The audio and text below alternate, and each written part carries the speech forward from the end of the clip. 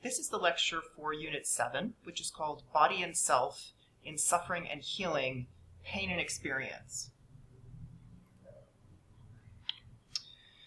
So in this unit, we're going to follow up and build on something that we've already talked about in Unit 1, which is referring to this idea from the Scheper, Hughes, and Locke article of the three bodies. So just to do a quick recap of that, and then we'll sort of leap off from where Scheper, Hughes, and Locke ended, and we'll talk a little bit more about one of those, which is the individual body. So as you may recall, what Scheper, Hughes, and Locke described were three ways of thinking about the body. And to help us understand that, they suggest that the body is both a physical and a symbolic artifact. That is, it's both natural and cultural. And they go on to describe these three bodies, which are the individual body, the social body, and the body politic, right? So the individual body is that body self, the individual form that each of us lives in and that many of us think of as being sort of the site of who we are, right? We're going to talk a little bit more about that in a second. And then the social body is a framework that recognizes that the body and social relationships are intertwined, right? So one example of that is something like thinking about or even using the phrase a healthy society, right? We're thinking about society as a sort of body, right? Making a parallel or an analogy between an individual body and a social body. That's the concept of the social body. And then the third body is the body politic. And for this, they're talking about the ways that people's bodies and political control intersect, right? So an example of that is the ways that people's bodies are essentially policed, either by themselves or by others, particularly based on elements of their identity. So for example, gender, right? We know that people are expected to maintain and present their bodies in certain ways to fulfill gendered expectations. Okay, so that's an example of what they mean when they talk about the body politic. All right, so this is, again, just recapping what Scheper, Hughes, and Locke talked about.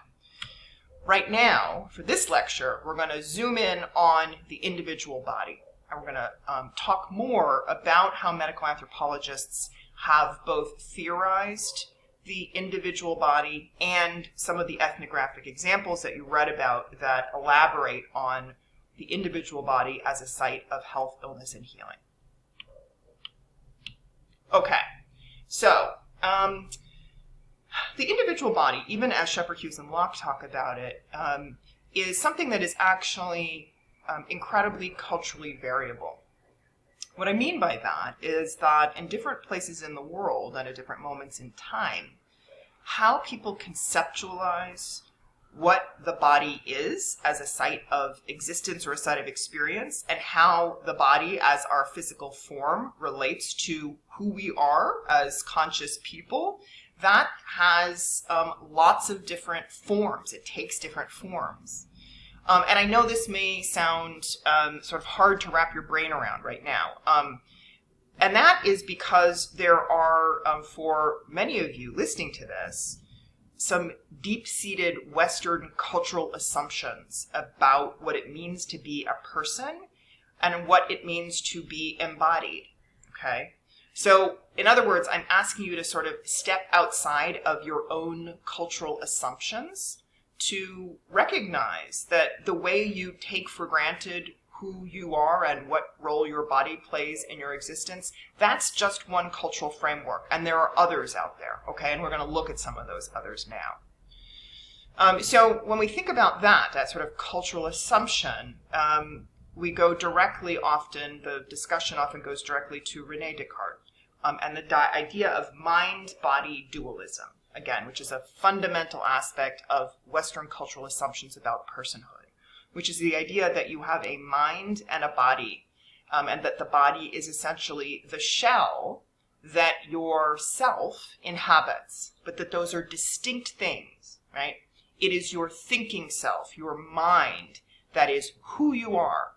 Okay? That is a cultural assumption. Not all places think about that in that way.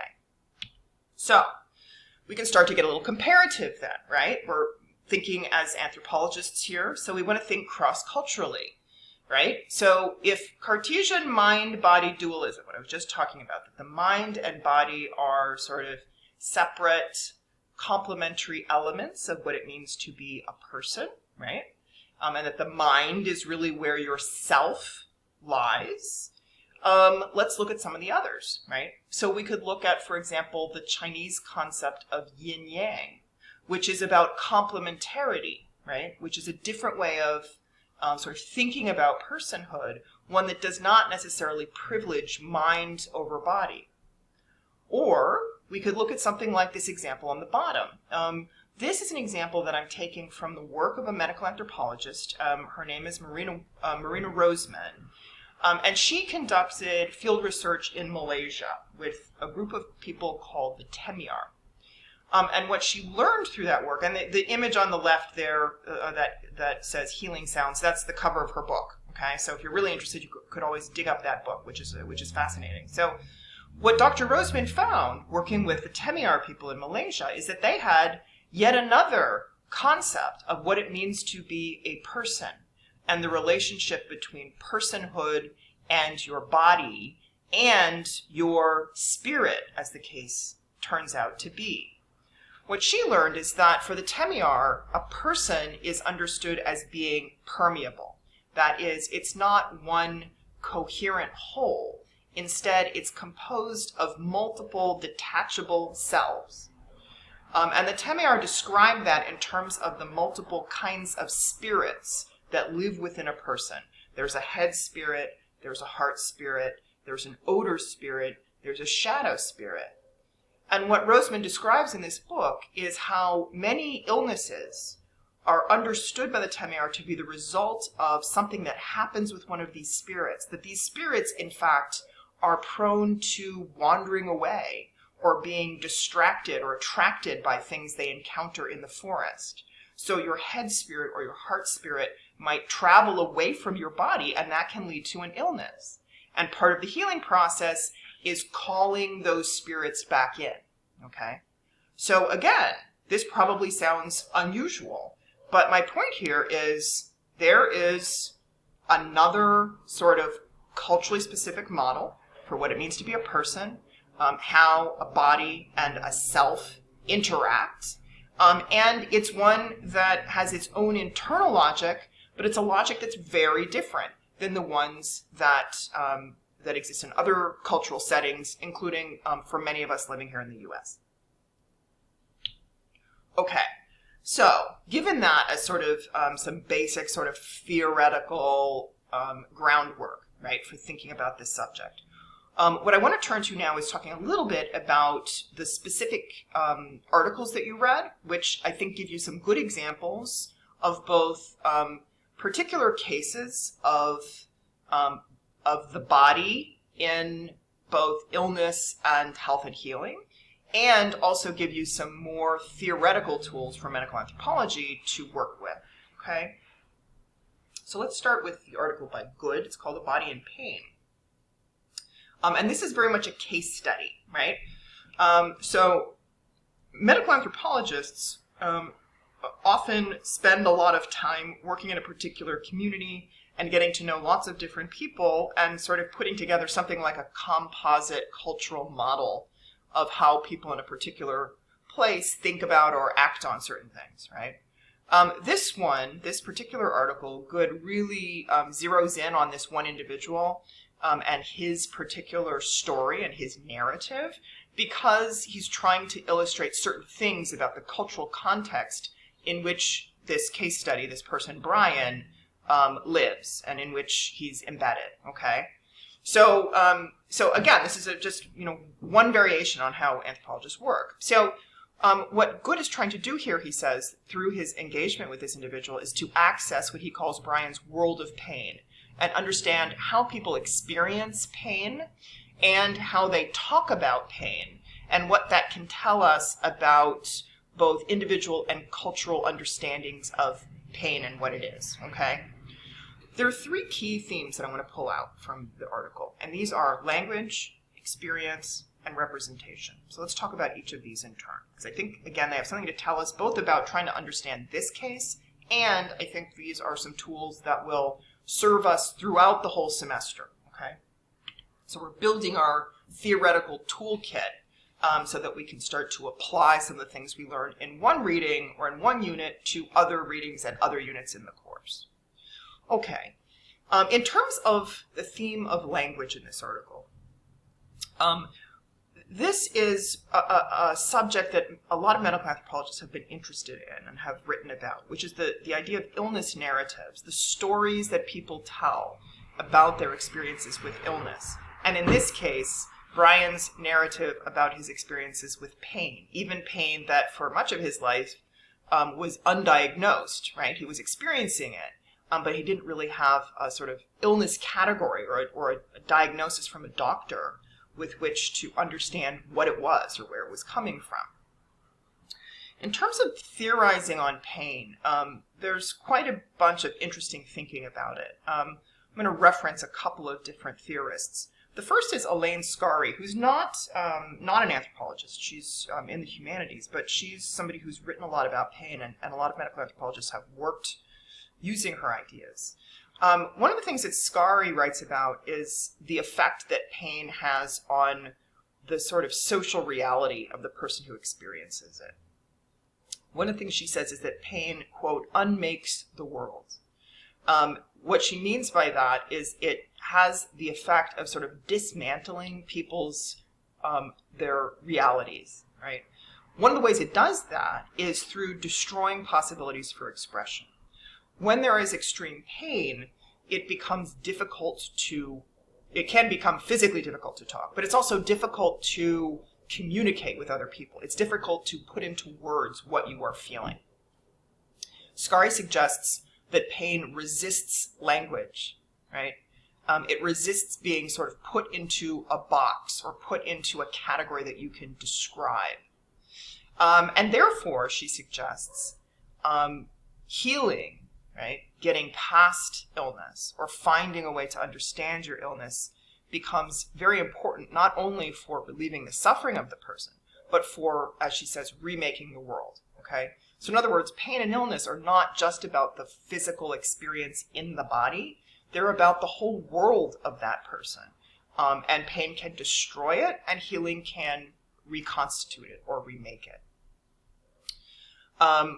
A little bit later in the lecture, I'm going to suggest that, Scarry's position that pain makes it difficult or impossible to communicate, that's one perspective. And there are other anthropologists or other theorists who have argued differently. Because, on the other hand, we have plenty of examples of people who are suffering with illness or with pain who are incredibly eloquent, right? Who are able to give us that insider perspective.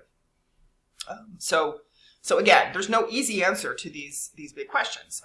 But again, one line of theorizing is that pain and illness challenge language. They make communication, they make narration difficult. So that's one key theme, I think, in this particular piece that you just read. The second theme that I want to pull out is that of experience. And when we think about illness or pain and experience, we have a theoretical tool that we can use to try to understand this that comes from the field of philosophy. So you may be noticing already that cultural anthropologists create a lot of theory of their own, but are also voracious in pulling on the theories and other kinds of tools from other fields. So there tends to be a sort of multidisciplinary approach to trying to understand what's going on. So the philosophical theory that is often used by anthropologists, particularly medical anthropologists, is called phenomenology. And this is a perspective or approach that emphasizes the lived, experienced world. That is the nature of the world as you experience it through your own body, okay? So not starting from the idea that there's an objective world out there and that we just perceive what is out there, but starting from your body and what your body perceives, how your body understands the world around you, and using that as the framework, right? So starting with the body, not the outside world. And one of the anthropologists that has used this approach of phenomenology a lot in medical anthropology is a guy named Thomas Chortis. And he has said that the body is, as he says, the existential ground of culture and self. So again, starting with the body as the site of experience and moving from there to understand the world around the person living through that body. This is, again, a theoretical approach. And then the final theme that I want to pull out for this article is representation. One of the things that Good notes is that being able to name the source of suffering or the category of illness can be a very important step toward healing. So in the case of someone like Brian, that naming takes the form of a diagnosis, right? So the fact that Brian did not have a diagnosis, did not have a medical category for his condition for a long time, was understood or was experienced as a real challenge for him, right? So the idea here is when you have a name for it, then you can address it, then you can do something about it, right? So it's the not knowing, it's the ambiguity, it's the namelessness that is part of the problem and part of the impediment to moving forward. Now, I will say that that process of naming or identifying a cause of illness is not only include something like a diagnosis by a biomedically trained physician. It can also include something like identifying the name of the spirit who is afflicting you, that is causing your illness, right? And thinking back to the example I gave you previously of Marina Roseman's work in Malaysia, right? It could be identifying which of your spirits has traveled off into the forest and needs to be called back, right? So it's a process of naming, but not only naming in biomedical terms, okay? One of the things this sort of naming does also is to give a sense of agency to the person, right, who's again identifying what's going on, and also can help that person to understand the relationship between body and self, right? In Brian's case, he, in his narration of his experience, often talked about his body almost as if, or frankly, his pain, almost as if it had an agency of its own, right? If you'll recall, at one point he describes his pain as being like a monster tearing through him, right? So this naming also then presents the sort of different players, if you will, in an illness experience, and allows the person to navigate with or between or among those different players over time.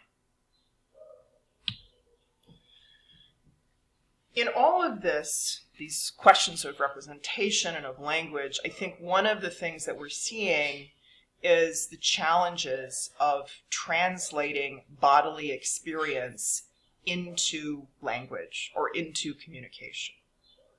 And this is a problem or a challenge not just for anthropologists or for lay people, in medicine as well, for medical practitioners to try to understand what's going on in the body of one of their patients is often quite difficult.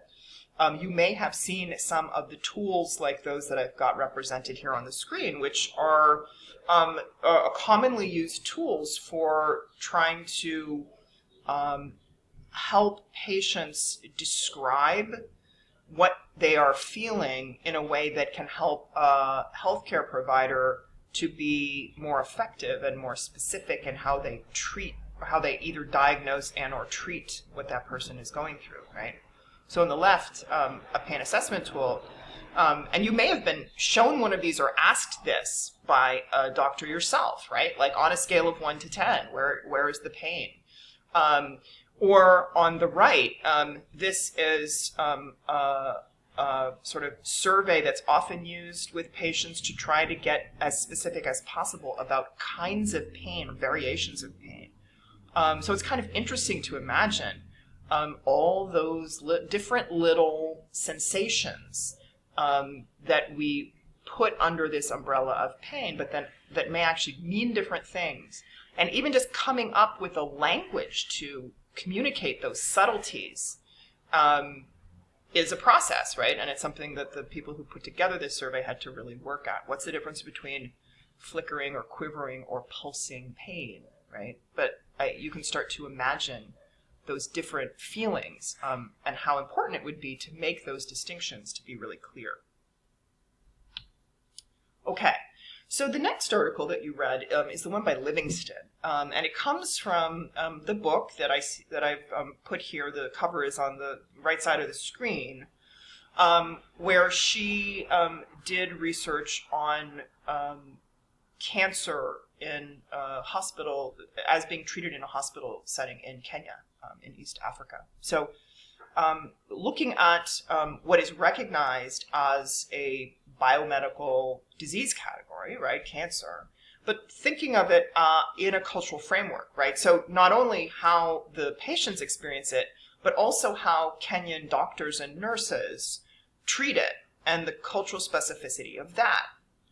And a lot of what she writes about here is how both the patients and the doctors and nurses respond to the extreme pain that these patients are often experiencing. And why, she's sort of trying to answer the question, why there's often very little use of pain medications, that people experience excruciating pain.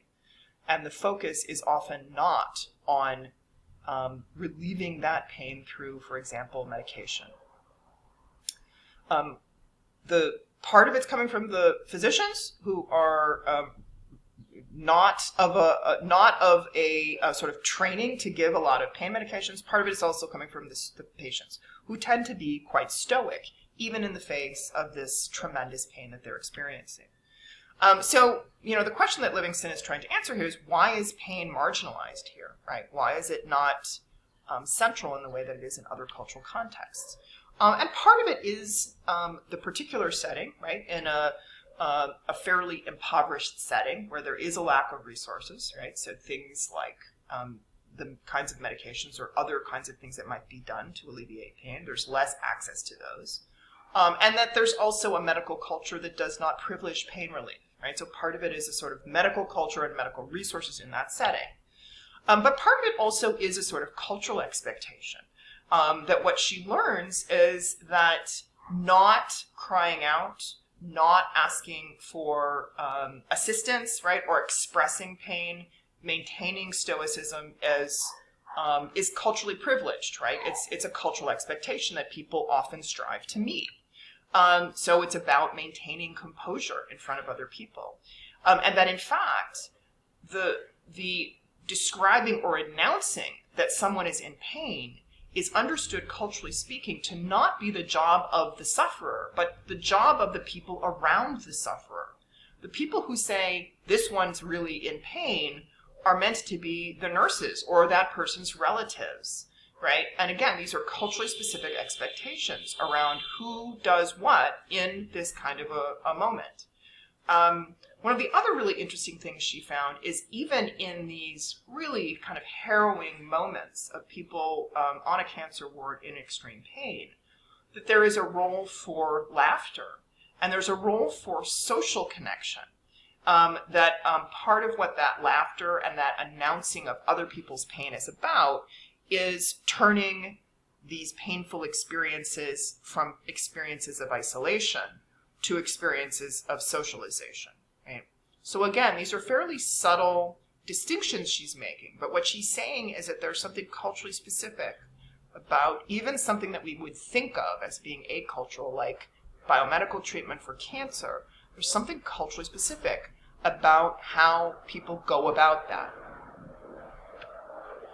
So this brings me back to that sort of debate I alluded to earlier, right? That there's different kinds of ways of theorizing